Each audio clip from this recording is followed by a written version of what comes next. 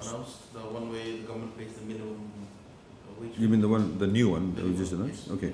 So, for example, if you have, say, 5,000 people that will get employed under the scheme, and for the next 3 months, if we pay their salary at 268, like we said, the employers have to pay the minimum wage rate for that particular category.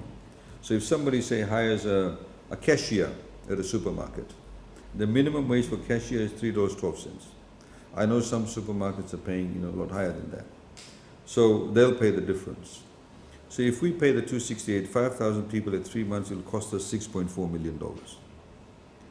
If there are 10,000 employees, it will cost us $12.8 million.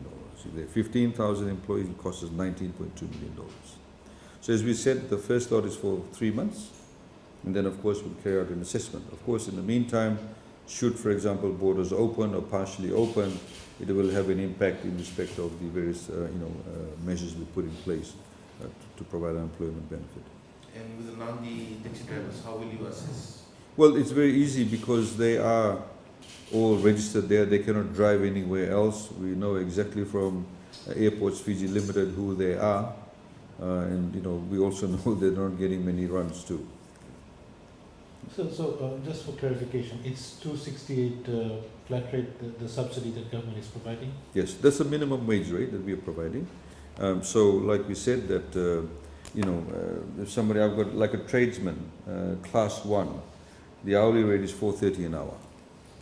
So if somebody hires a tradesperson, there's various construction jobs coming on site, etc. on site.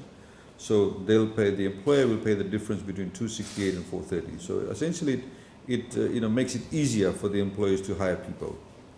It reduces their cost base, but it creates employment. They have to pay FNPF. And as you heard that I said that we prefer people who are in the informal sector. A lot of them don't have an FNPF account. In this way, we'll bring people into the FNPF regime, and they'll start actually making some savings too. So there are provisions for this when you announce the budget, or are you having to source funds for this? No, it's all within the budget. Of course, we have to work within the budget. As we've also announced that in Parliament, that should there be a need to continue, we will go back to Parliament to continue. But there are a lot of uncertainties with this particular COVID-19.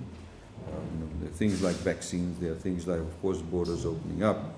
And we are obviously having discussions with various development partners as to what we can do. So a lot of these discussions, of course, are subject to confidentiality, how we're negotiating with various countries. But anything can happen in the next few months, and preferably, obviously, for the better. And how that better situation rolls out will have an impact on the different incentives that we've got in place.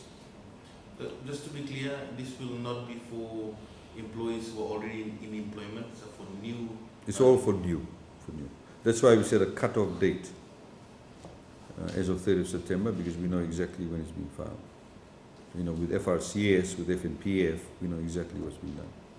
Just with regards to the taxi drivers in Nadi, so when... It's on Nadi Airport, please. Yeah, Nadi Airport. Yeah. So will we follow the same procedures the normal unemployed game at the moment, like 5 fortnightly? It has to be fortnightly, yes. Yeah. Because if, for example, God willing, if the borders open in 5 weeks' time, obviously they will don't need to give that to them. They'll get jobs.